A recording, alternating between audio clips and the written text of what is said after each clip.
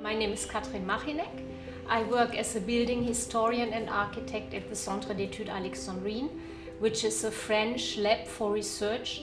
The Centre d'Études Alexandrines is interested in the whole history of Alexandria.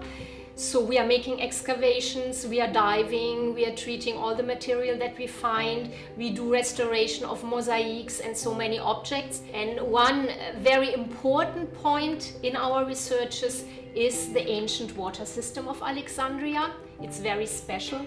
Alexandria has a very special situation because it is on the sea, on the Mediterranean. It's surrounded by water. In fact, Alexandria is like an island, but still the water that is surrounding us is not good for drinking. And the water that people are drinking is the water from the Nile.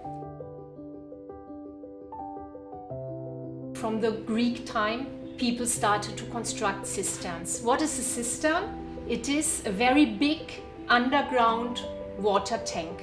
And we can say that Alexandria is almost like a Swiss cheese.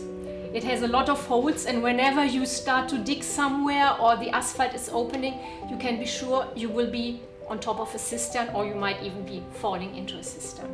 The pillars help the whole space to be solid and flexible at the same time. Because in Alexandria we are on a ground that very often there are some earthquakes, so of course buildings will collapse.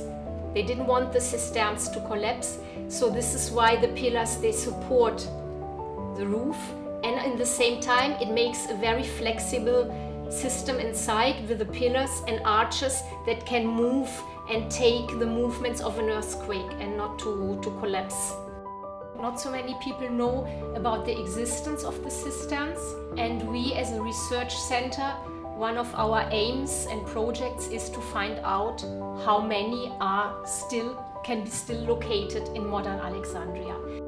We know in the 19th century 700 cisterns for sure they were registered, but in the previous times there was even more. So it's connecting us also to the people from the past, and I think it's teaching us something also how to live in the present.